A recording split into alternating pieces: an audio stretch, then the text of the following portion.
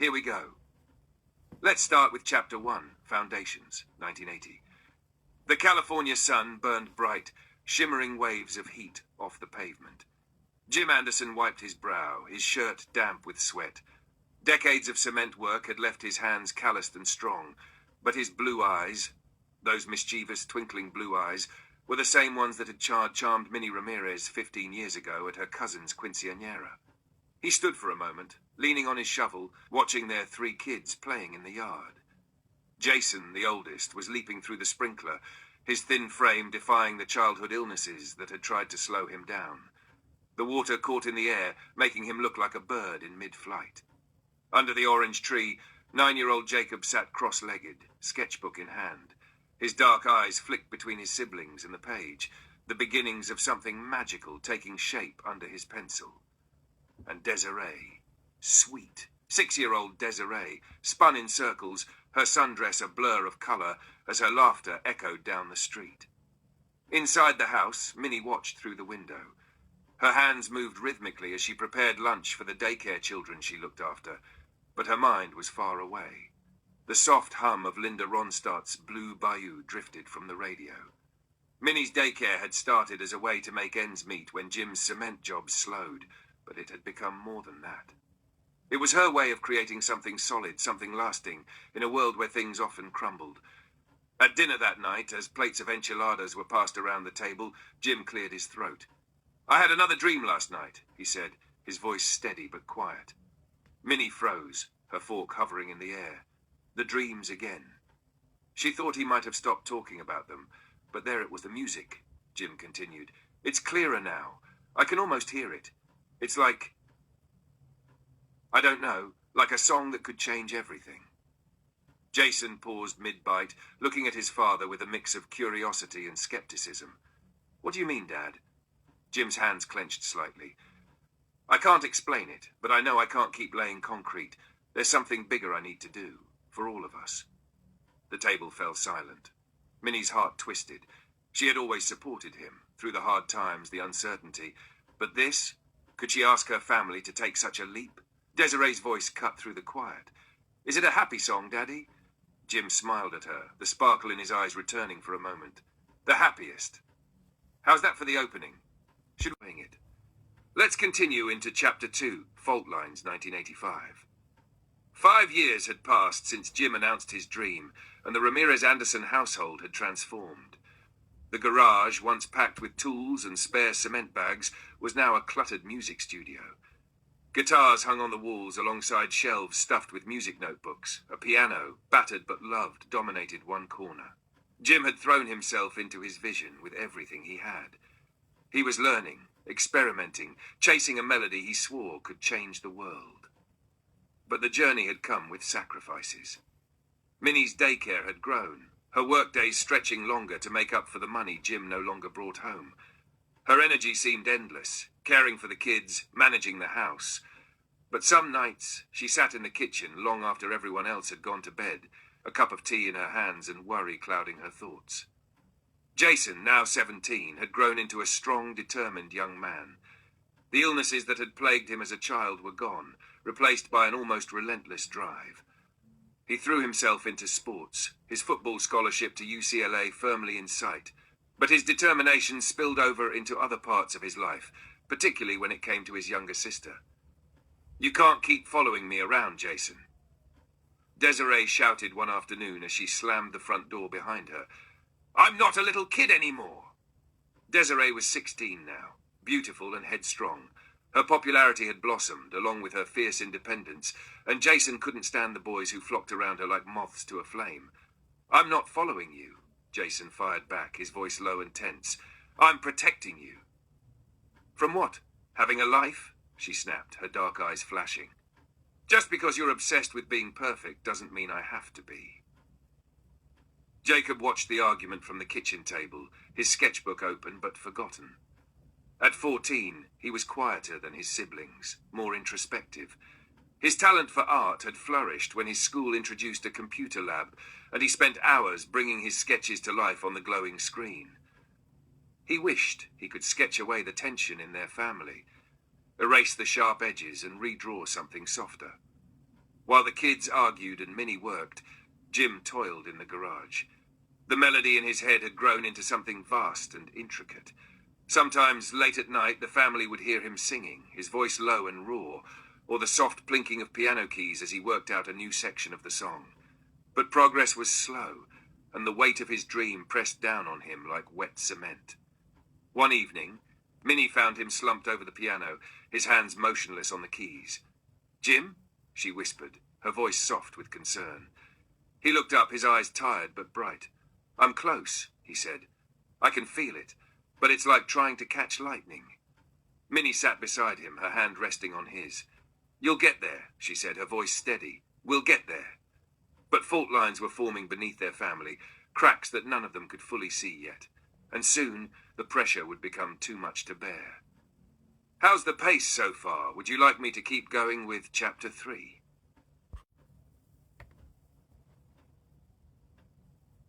Wonderful. I'm thrilled this is bringing you joy. Let's dive into Chapter 3, Breaking Point, 1989. The late 1980s brought change, but not all of it was welcome. The Ramirez-Andersons family had stretched themselves thin, trying to hold on to their dreams and each other. But life, as always, had its own plans. Jason, now a college sophomore, had achieved his goal of playing football at UCLA. He was strong, confident, and fiercely protective of his family. Yet the distance from home had revealed the cracks he couldn't fix. He visited as often as he could, but every time he returned, things seemed a little more strained. Jacob had found his passion in animation, pouring hours into intricate computer graphics that seemed to move and breathe under his touch. At 17, he was quieter than ever, more content with his sketches than with conversations. But even he couldn't ignore what was happening to Desiree. Desiree had always been the vibrant one, the spark that lit up their home. But now at 15, that spark was burning dangerously close to the edge. She had started coming home late, her grades slipping, her laughter replaced by sharp words and slammed doors. Then one afternoon, Minnie found it, a small bag of white powder tucked beneath Desiree's mattress. The confrontation was inevitable. "You're throwing your life away," Jason shouted, his voice thick with anger as he towered over his sister. He had come home for the weekend, but this was not the reunion he had imagined. Desiree glared at him, her arms crossed tightly. "You don't know what my life is like," she yelled back. "You don't know anything about me." "I know enough to see you're headed for trouble," Jason shot back. "You think Marco and his friends care about you? They're using you, Des." At the mention of her boyfriend's name, Desiree's face darkened. "Don't you dare talk about Marco. At least he listens to me. At least he's there for me." "That's not being there for you. That's dragging you down." Jason's fists clenched at his sides.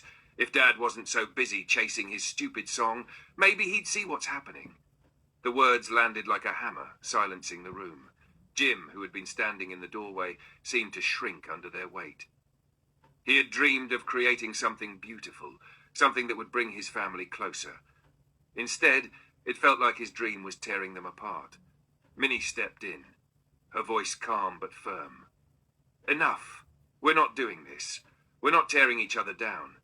But Desiree was already moving, storming out of the room and slamming the door behind her. That night, she slipped out through her bedroom window and disappeared into the night. The days that followed were a blur of police reports, phone calls, and sleepless nights. Jason postponed his classes to help with the search, while Jacob stopped drawing entirely, his sketchbook gathering dust. Jim's music was forgotten, the melody in his head replaced by a pounding worry that wouldn't go away. When they finally found her, she was in a dingy motel outside Bakersfield, pale and trembling, a shadow of the girl she had been. The relief of having her back was tempered by the knowledge that this was just the beginning. The road to recovery would be long and painful, and there were no guarantees. For Jim, it was a reckoning. He had spent years chasing a dream he believed could heal the world, but he hadn't seen the fractures in his own family. Something had to change. How are you feeling about the story? Ready to keep going into the next chapter?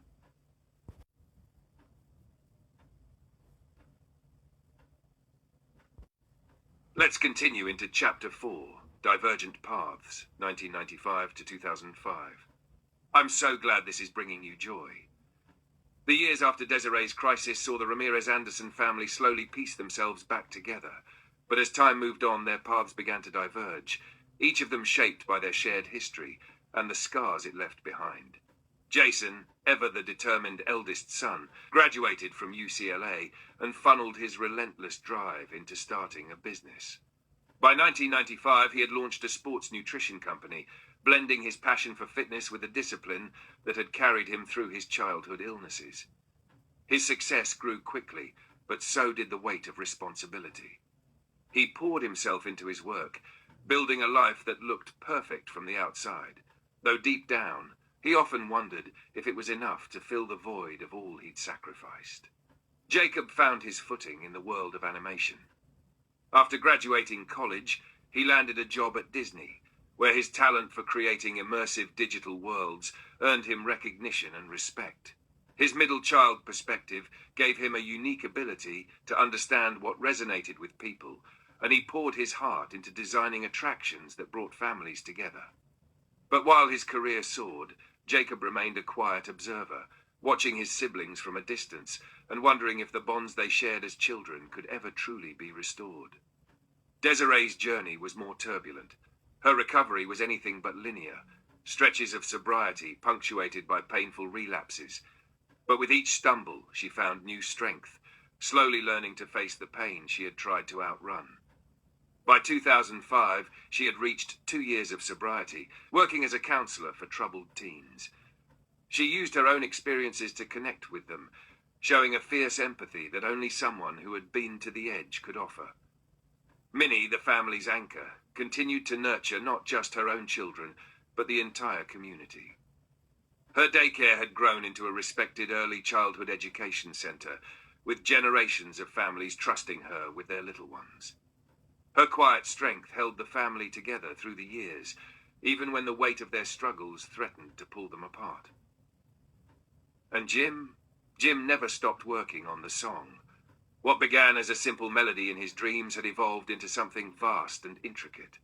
He filled notebooks with music, worked through endless variations, and recorded hours of demos. But something always seemed missing. Late at night, Minnie would find him in his studio, staring at the piano keys with a look of quiet frustration. "You've been at this for so long," she said one evening, sitting beside him. "Maybe the song isn't about being perfect. Maybe it's about what it means to you." Jim looked at her, the lines on his face deeper now, but softened by her presence. "It's always been for you," he said quietly. "For all of you. I just hope I can finish it before it's too late." He couldn't have known how prophetic those words would be.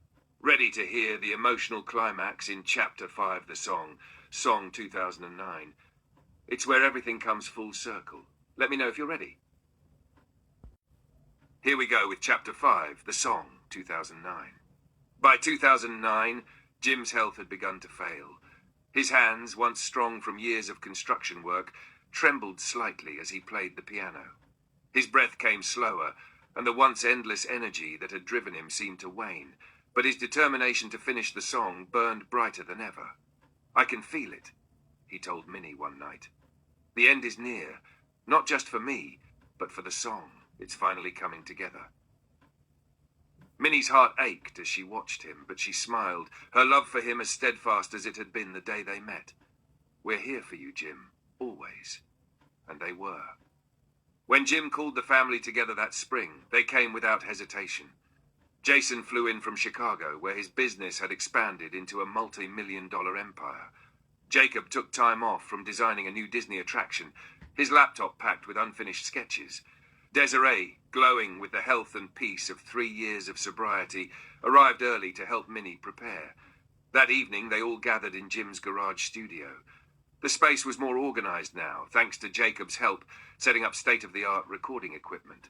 Jim sat at the piano, his frail frame dwarfed by the instrument, but his presence filled the room. "I've worked on this for almost 30 years, Jim began, his voice steady but soft. "At first, I thought it was meant for the world, but I've realized it's always been for you, for my family." Jason shifted uncomfortably, unused to seeing his father so vulnerable. Jacob sat perfectly still, his artist's mind already imagining the story behind the music. and Desiree, tears pooling in her dark eyes, reached for her mother's hand. Then Jim began to play. The melody started simply, almost like a lullaby. It was soft and sweet, a whisper of the dreams he had once shared with Minnie. But as it grew, it transformed, layers of complexity weaving together into something breathtaking. Each note seemed to tell a story: Jason's fierce determination, Jacob's quiet creativity, Desiree's fiery spirit, and Minnie's unshakable love.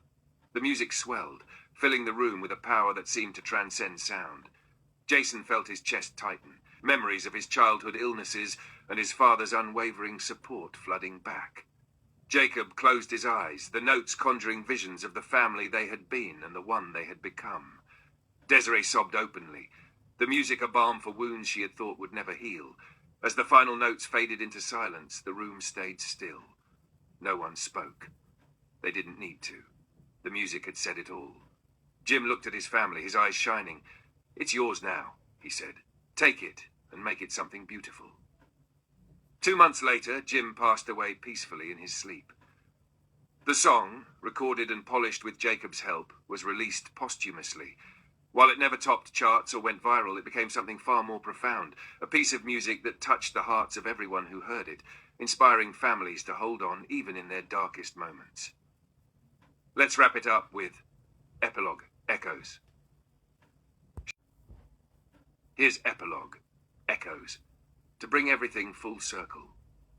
A year after Jim's passing, the Ramirez-Anderson family gathered once more in the backyard of the home where so much of their story had unfolded. The orange tree still stood tall, its branches heavy with fruit. The house, though worn with time, carried an undeniable warmth, a testament to the love it had housed for decades. Jason stood near the grill, flipping burgers with practiced ease. His sports nutrition company had grown into a nationwide success, but his proudest achievement wasn't his business. It was the foundation he'd started in Jim's honor. The foundation helped children with chronic illnesses chase their dreams, much like he had once fought to overcome his own struggles. Jacob was sprawled on a lawn chair, sketchbook in hand. He was quiet as always, but the smile on his face said more than words ever could. Earlier that year, he had unveiled a new Disney attraction inspired by the song. It told the story of family bonds, fragile but unbreakable, and had become one of the park's most beloved experiences. Desiree sat beside Minnie on the porch, her hands wrapped around a cup of chamomile tea. Her 3 years of sobriety had turned into 5, and she had dedicated her life to helping others. As a counselor for at-risk teens, she shared her story openly, using her scars as a guide for those who felt lost. Her joy now came from seeing others find hope in their darkest hours. Minnie, the heart of their family, watched her children with a quiet pride that filled her chest. She thought of Jim as she often did, hearing his voice in the rustle of the orange tree's leaves or the laughter of her grandchildren playing nearby. She swore she could still hear the echoes of the song in the evening breeze. As the sun dipped below the horizon, painting the sky in shades of gold and orange, Jason raised his glass. "To Dad," he said, his voice thick with emotion, "for showing us how to dream and how to fight for what matters." "To Dad," the others echoed, their voices blending together like the notes of Jim's music. The family fell into a comfortable silence, the kind that only comes from years of shared triumphs and trials. They had weathered storms that could have torn them apart, but instead they had emerged stronger. Jim's dream had always been about healing, and in the end, it had done just that. Healing not just his family, but everyone who had ever heard the music born in that little garage. The concrete Jim once poured had long since cracked and crumbled, but the foundation he had built within his family, that would endure forever. The end. I hope this journey has been as meaningful and fulfilling for you as it was for me to narrate. Let me know how you're feeling.